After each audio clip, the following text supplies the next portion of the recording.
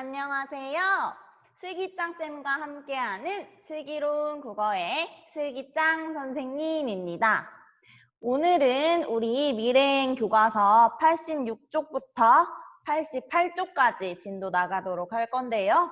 오늘도 마찬가지로 혹시 수업 듣기 전에 아직 교과서 학습활동이 수행되어 있지 않은 친구들은 지금 잠시 일시정지하고 스스로의 힘으로 연필로 한번 학습활동 작성해 본 다음에 수업을 듣도록 하세요.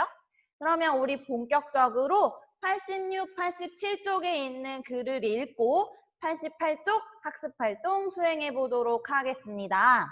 먼저 지금 우리가 읽을 글은요. 이야기 글인데요. 여기 이렇게 쓰여져 있네요. 다음은 이야기 오봉산의 불이다.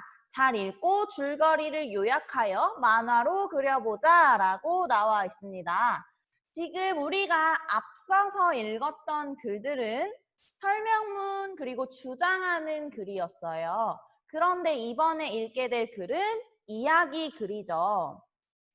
과연 이야기 글은 앞서서 읽었던 글과 어떻게 다른지를 알고 있어야 우리가 요약을 할 때 글의 특성을 고려해서 요약을 할 수가 있게 될 겁니다. 이 이야기 글이라고 하는 것은 문학의 한 갈래인데요. 이 문학이라고 하는 것은 시나 소설 등이 여기에 해당을 합니다. 문학에 반대되는 개념이 비문학이에요. 우리가 앞에 읽었던 주장하는 글이나 설명하는 글이나 이런 것들은 문학이 아닌 글에 해당하고 지금 이야기나 시와 같은 것은 문학에 해당합니다. 이 문학 중에서도 이야기글 같은 경우는 이 이야기를 구성하고 있는 요소들이 있어요. 구성 요소가 3가지가 있는데 여러분들이 한 번쯤은 들어봤을 법한 그런 요소들인데 이야기의 구성 요소 먼저 알려주자면 인물, 사건, 배경이 이야기의 구성 요소에 해당을 합니다. 인물이라고 하는 건 말 그대로 이야기 속에 어떤 등장인물들이 나오는지에 해당하는 것이고요. 사건이라고 하는 것은 그 인물들이 어떤 일을 거쳐 나가는지, 어떤 일들이 생기는지에 대한 부분이고 마지막으로 배경이라고 하는 것은 그 이야기를 둘러싸고 있는 시간이나 공간이 무엇인지를 우리가 알아보면 배경이라고 할 수가 있겠죠. 이 인물, 사건, 배경을 밝혀주면서 이야기글은 요약할 수가 있어요. 그렇기 때문에 이야기글을 읽으면서 이 구성 요소들을 찾겠다 하는 마음으로 읽어보면 되겠습니다. 그리고 우리가 읽을 텍스트 이름 오봉산의 불이라고 나와 있죠. 이 오봉산의 불이라는 이야기는 문학 중에서도 민담이라는 갈래에 해당해요. 말이 조금 어려울 수 있지만 민담이라고 하는 건 쉽게 말하면 옛날 이야기입니다. 우리 입에서 입으로 전해져 내려오는 이야기들을 민담이라고 불러요. 우리 좀 어릴 때 엄마 혹은 할머니 재밌는 옛날 이야기 해주세요 라고 하면 옛날 어느 먼 옛날에 라고 하면서 시작하는 이야기들 있잖아요. 그런 것들이 대부분 민담에 해당한다 라고 생각하면 되겠습니다. 그래서 우리는 이 이야기글을 읽고 줄거리를 한번 요약을 해볼 거예요. 우리가 앞서서 비문학 글들을 읽었을 때는 줄거리, 그러니까 시간의 순서대로 혹은 사건이 일어난 순서대로 요약했던 것이 아니라 중요한 내용, 중심 문장들을 찾아서 요약을 했다면 이렇게 줄거리를 요약하게 되는 이야기글 같은 경우에는 시간이 흐르는 순서에 따라서 혹은 사건이 일어나는 순서에 따라서 이야기를 요약을 하면 됩니다. 그래서 우리 지금 학습활동에 보면 줄거리를 요약해서 만화로 그려보자 라고 했는데 우리 만화로 그리는 건 다음번에 다른 글을 가지고 해볼 거고 오늘은 우리 줄거리 요약까지만 해볼 거예요. 그래서 여러분들 함께 지금부터 글 읽으면서 줄거리 요약해보도록 하겠습니다. 선생님이 앞서 이야기한 것처럼 이 구성 요소에 주의하면서 읽어야 하기 때문에 인물, 사건, 배경에 꼭 표시를 잘 하면서 우리 읽어볼 거예요. 같이 잘 따라오면서 표시해 봅시다. 제목은 오봉산의 불이라고 되어 있네요. 읽어볼게요. 옛날 어느 마을에 어떤 사람이 시집을 가서 재미있게 살았어 라고 시작하고 있습니다. 우리 벌써 배경이 나온 것 같아요. 여러분 선생님이 아까 전에 이야기했던 것처럼 민담 같은 경우에는 옛날이라는 표현으로 시작하는 경우가 많다고 했는데요. 여기도 마찬가지네요. 옛날이라고 시작했어요. 이건 무슨 배경에 해당하죠? 시간적 배경에 해당합니다. 그리고 그 뒷부분에 어느 마을이라고 해서 공간적 배경도 등장을 해요.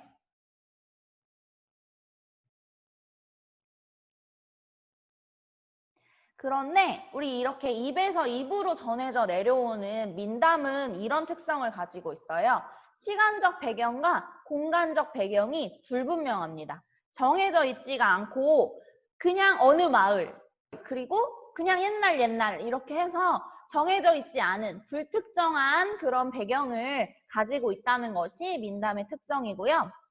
그 다음에 우리가 하나 더 알 수 있는 민담의 특성이 지금 말투가 살았어 라고 하면서 누군가한테 말해주는 듯한 느낌이 들죠. 민담이 입에서 입으로 전해져 내려왔다고 했잖아요. 그렇기 때문에 글이 쓰여져 있는 문체도 마치 우리가 옆에서 이야기를 해주는 듯한 그런 구어체로 쓰여져 있는 특성을 가지고 있습니다. 어쨌든 여기까지 해서 지금 배경이 나왔는데 첫 번째 줄에 하나 더 우리가 알 수 있는 게 인물도 나와 있거든요. 여러분들 지금 보면 어떤 사람이라는 사람이 나왔어요. 지금 어떤 사람이 누군지는 잘 모르겠지만 시집을 가서 재미있게 살았다고 했잖아요. 그렇기 때문에 이 어떤 사람은 성별이 여자인 것 같아요. 남자한테 시집을 간다라고 표현을 하지는 않죠. 그래서 어떤 여자가 시집을 가서 재미있게 살았나 봐요. 계속 읽어볼게요. 깨가 쏟아지게 잘 살다가 그만 덜컥 남편이 문둥병에 걸려버렸대 라고 했습니다. 여기 또 지금 등장인물 한 명 더 등장해요. 누구죠? 남편이 있었어요. 근데 굉장히 중요한 사건이 지금 등장하는 것 같아요. 남편이 문둥병에 걸려버렸대요. 이게 되게 중요한 거니까 우리 사건도 한번 표시를 해보겠습니다. 남편이 문둥병에 걸려버렸대요. 그래서 우리 이 문둥병이 뭔지 왼쪽에서 단어 뜻 한 번만 보면 문둥병은 나병을 낮잡아 이르는 말이라고 쓰여져 있거든요. 이 나병이 한센병이랑 같은 말인데 예전에는 진짜 걸리는 사람이 많았고 이 나병이 사람과 사람과의 접촉으로 전염이 되는 경우가 많아서 이 사람들을 이렇게 격리시키고 이렇게 많이 했어요. 지금은 좀 의학기술이 발달해서 나병 걸리는 사람이 별로 없기는 한데 굉장히 무서운 병이에요. 피부가 뭐 썩고 좀 주저앉거나 뭐 손가락이 그래서 피부가 썩어서 잘린다거나 이런 식으로 되게 무서운 병이었는데 이런 병에 지금 남편이 걸렸나 봐요. 큰일 났죠? 접촉으로 감염이 된다고 했으니까 지금 남편과 부인이 함께 살 수 없는 그런 위기에 처한 상황이네요. 계속 읽어볼게요. 같이 살 수가 있어야지. 옛날에는 문둥병을 아주 무섭게 여겼거든. 병을 옮긴다고 해서 병든 사람을 산속 깊은 곳에다가 두고 한 달에 한 번 정도 먹을 것을 그것도 중간에 정한 데다가 가져다 주면 병자가 찾아가서 먹고 외롭게 혼자 살곤 했지라고 했습니다. 지금 병자는 병에 걸린 사람을 병자라고 부르죠. 그래서 이렇게 문둥병에 걸리면 그 사람을 만나면 안 되니까 먹을 걸 갖다 줄 때도 중간 지점에 갖다 놓고 그 사람이 가지고 가고 이런 식으로 접촉을 하지 않는 방식으로 살았던 것 같아요. 지금 코로나랑 비슷하게 접촉을 하면 안 되는 그런 상황이네요. 그러니 부인이 남편과 안 떨어지려도 안 돼. 약이란 약은 다 써봐도 안 돼. 그래서 부인은 우리 남편 병 낫게 해줍소사 하고 매일 빌었어 라고 했습니다. 우리 여기까지 한번 끊을게요. 여기까지 한번 끊으면 여기까지가 지금 중요한 사건 첫 번째 남편이 문둥병에 걸렸다는 이야기가 나온 부분이죠. 자, 이 부분 정리해서 한번 써볼게요. 어느 부인의 남편이 문둥병에 걸림. 첫 번째 주요한 사건입니다. 이 병에 걸린 남편을 어떻게 하려고 하는지 우리 한번 계속 읽어볼게요. 한없이 빌던 어느 날 스님 하나가 찾아왔어 라고 했습니다. 등장인물 또 새로운 사람 나왔네요. 스님입니다. 스님의 동그라미 쳐볼게요.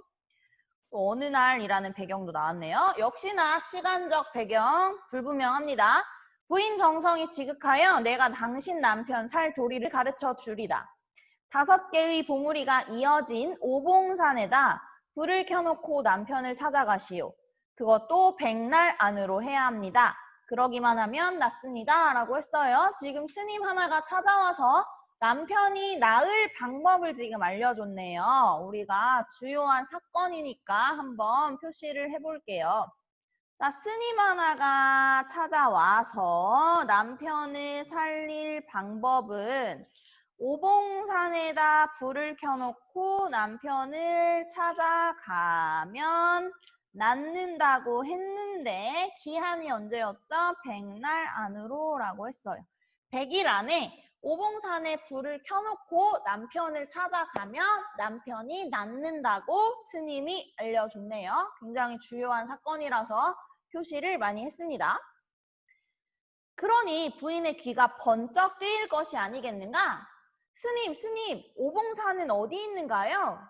멀다면 멀고 가깝다면 가까운 데 있소이다. 그것은 부인이 찾아야 합니다. 라고 했어요. 오봉산 멀다면 멀고 가까우면 가까운 곳에 있대요. 이거 조금 힌트가 되는 부분일 것 같은데. 그리고 부인이 스스로 찾아야 한대요. 아무래도 남편을 살리는 일은 부인이 직접 해야 하는 것이니까 부인이 직접 찾아야 하나 봐요. 그래서 여기까지가 지금 스님이 찾아와서 남편을 살릴 수 있는 방법을 알려준 거겠죠. 여기까지 끊어서 우리 주요 내용 정리해 볼게요. 어느 날 스님이 찾아와 남편의 병을 고칠 방법을 알려주었네요.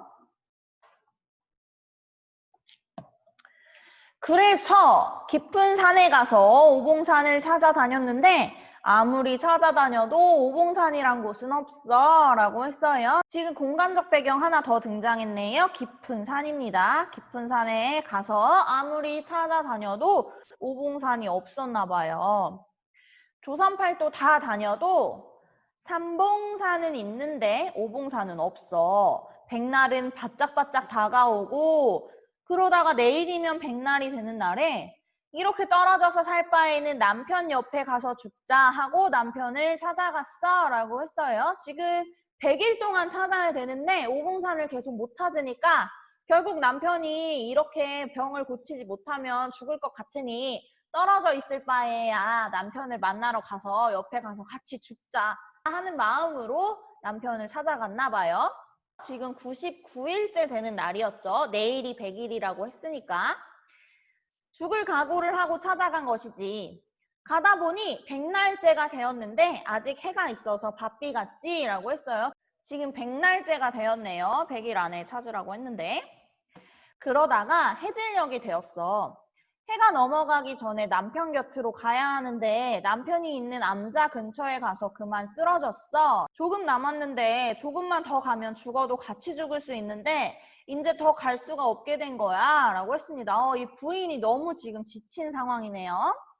해는 사정없이 넘어가려고 하고 그래도 하도 안타까워서 그 해를 향해 제발 넘어가지 말라고 손을 내젓고 해를 잡아당기려고 손가락을 쫙 폈어 라고 했어요. 지금 해가 여기 있으면 해를 가지 말라고 이렇게 했나 봐요. 그런데 해가 넘어갈 때는 서쪽 하늘도 붉고 해도 붉지 않아? 그런데 이제 보니까 바로 자기 손가락 5개가 오봉산인 거야 라고 했어요. 지금 봉우리가 5개가 이어져 있는 산이 자기 손가락이었대요. 지금 햇빛이 비치니까 5개의 봉우리에 불이 켜진 것처럼 되어 있는 것을 보고 힌트를 얻은 거죠. 내 손가락이 오봉산이었구나 라고 하고 깨달았네요.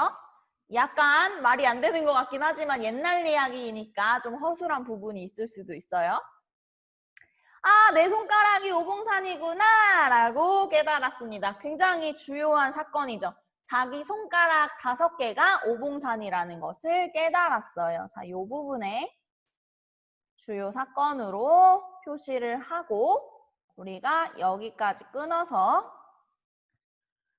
천신만고 끝에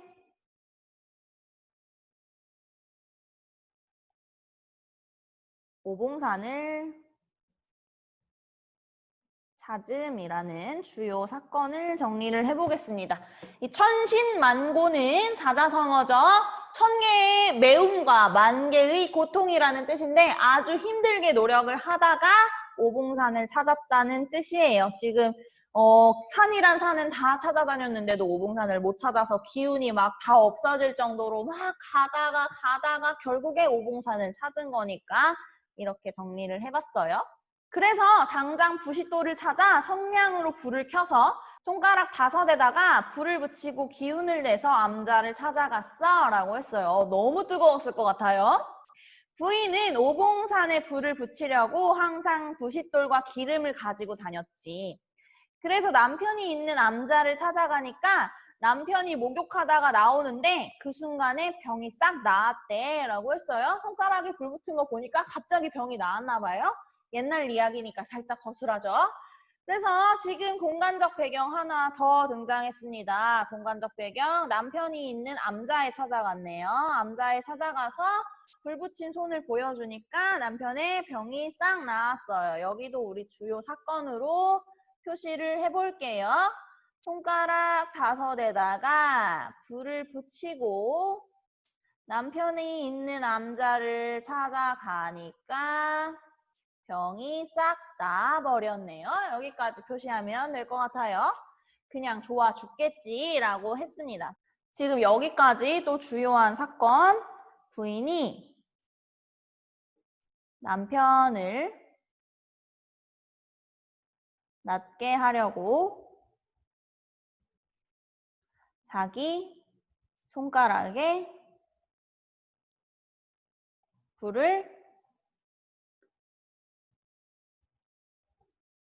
불을 붙였고 남편의 병이 나음. 이렇게 정리를 해볼게요. 마지막 줄, 그래서 마을에 다시 내려와서 아들, 딸 낳고 잘 살았대 라는 해피엔딩으로 끝이 납니다. 요것도 민담의 특성이에요. 우리 옛날 이야기들은 이렇게 행복한 결말로 마무리를 다 짓게 되죠. 여기까지 마지막 부분은 남편과 행복하게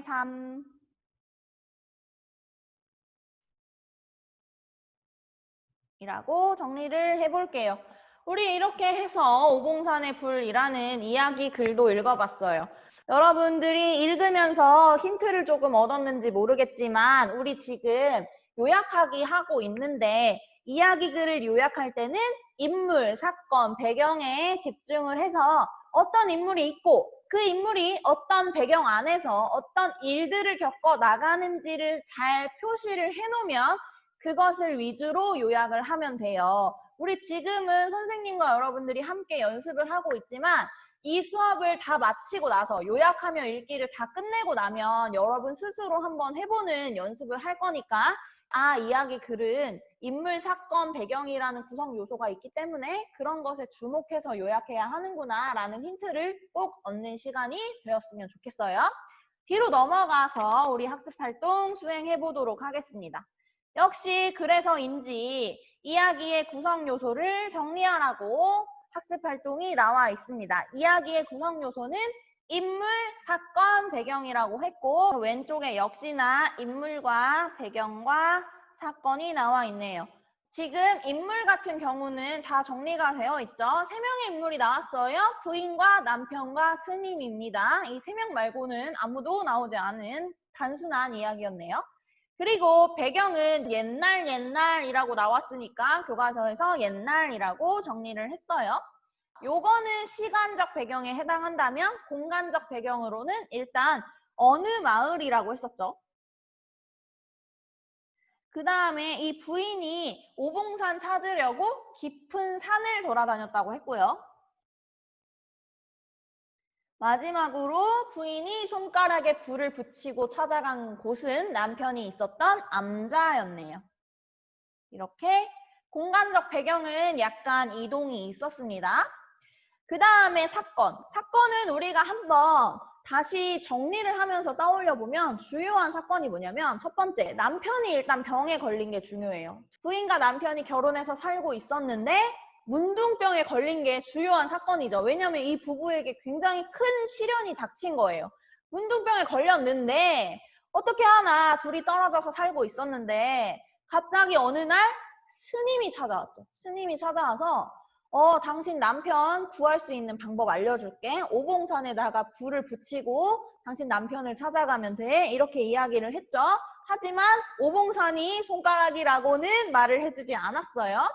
그리고 힘들게 이 부인이 오봉산을 찾아서 다니다가 결론적으로 오봉산이 자기 손가락이라는 것을 깨닫고 손가락에 불을 붙여서 남편을 찾아가니까 남편의 병이 나았다라고 하는 게 주요한 사건이죠. 이렇게 우리가 정리를 할 수가 있고 지금 사건 부분에 보면 어느 부인의 남편이 문둥병에 걸렸다라고 하는 첫 번째 주요한 사건이 나와 있고 우리는 나머지 두 개를 한번 정리를 해볼 거예요.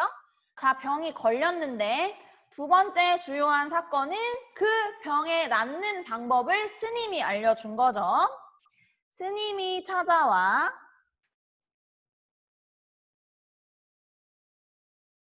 남편의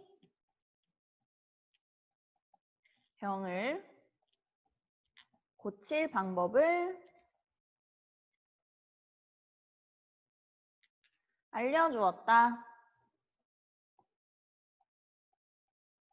이렇게 우리 정리를 할 수가 있겠네요. 이 남편의 병을 고칠 방법은 오봉산에 불을 붙이는 것이라고 했고요. 그 다음에 마지막 세 번째 사건은 이 오봉산이 자신의 손가락이라는 것을 알고 불을 붙이고 찾아갔더니 남편의 병이 나았던 것이죠. 정리해 볼게요. 오봉산이 자기 손가락임을 깨닫고 손가락에 불을 붙이고 남편을 찾아가니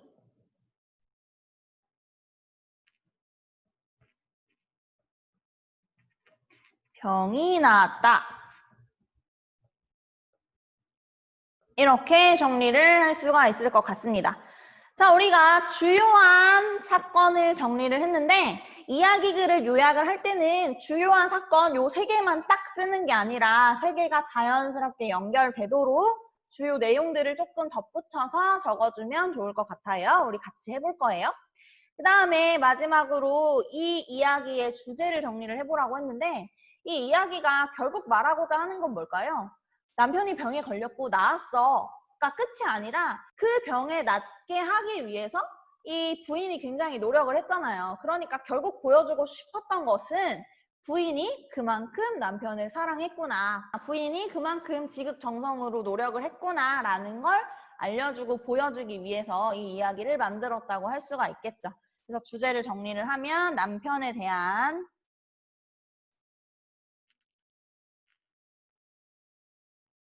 부인의 지극한 사랑이라고 정리를 할 수 있을 것 같아요. 지극한 사랑이라는 건 남편에 대한 사랑이 굉장히 크다. 이렇게 생각을 하면 되겠죠. 그래서 우리 마지막으로 오늘은 이 이야기의 요약문을 한번 완성을 해볼 거예요. 교과서에서 첫 번째 사건은 정리를 해줬네요. 옛날 어느 마을에 살던 한 부인의 남편이 문둥병에 걸렸다라고 했습니다. 지금 요약 부분을 보면 인물과 사건과 배경이 하나씩 다 나와 있어요. 지금 옛날이라고 하는 시간적 배경, 어느 마을이라고 하는 공간적 배경, 그 다음에 부인이라고 하는 사람과 남편이라고 하는 사람, 이렇게 인물도 나와 있고 문둥병에 걸렸다라고 하는 사건도 나와 있죠. 그래서 우리 요약문을 쓸 때는 인물, 사건, 배경에 주의하면서 써줘야 돼요. 자, 문둥병에 걸렸는데 이 다음에 중요한 사건 뭐였죠? 스님이 찾아와서 병에 나을 방법을 알려줬는데 우리가 이 요약문을 쓸 때 뒷부분에 자기 손가락이 오봉산이라는 걸 알고 불을 붙였다라고 정리를 할 것이기 때문에 앞부분에 병에 나을 방법이 오봉산에 불을 켜놔야 된다는 것이라고 알려줬다는 내용을 넣어줬으면 좋겠어요. 그래서 한번 적어보면 어느 날 스님 하나가 찾아와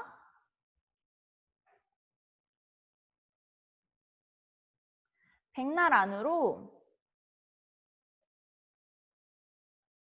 오봉산에 불을 켜놓고 남편을 찾아가면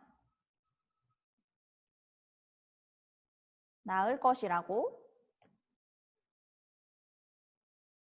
말했다. 라고 두 번째 주요 사건 정리할 수 있어요.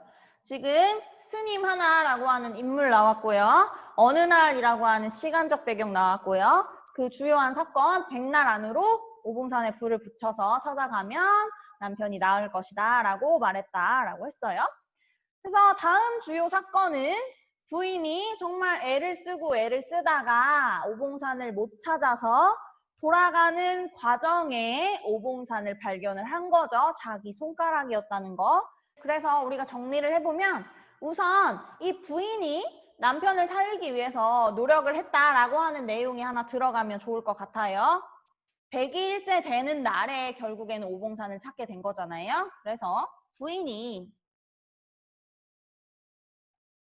아무리 찾아다녀도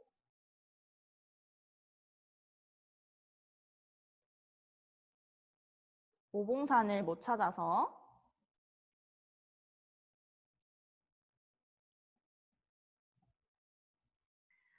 결국 남편과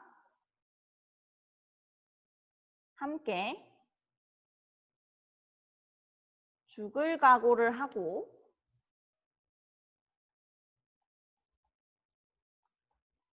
남편에게 돌아가는데 백날째의 해가 넘어가려고 했다. 지금 백날째 해가 넘어간다는 내용을 쓴 이유는 뭐냐면 오봉산을 발견하는 과정에서 해를 붙잡으려고 했으니까 알게 된 거잖아요. 그래서 써줬어요. 부인이 안타까워서 손가락을 펴고 해를 잡아당기려다가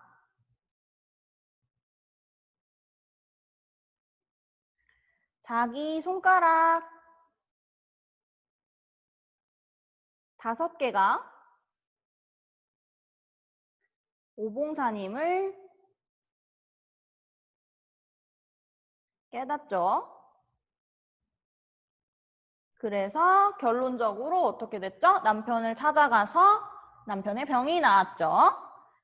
그래서 손가락에 불을 켜고 남편을 찾아가니 병이 나았다. 이렇게 우리 이야기글의 요약문을 작성을 할 수가 있어요.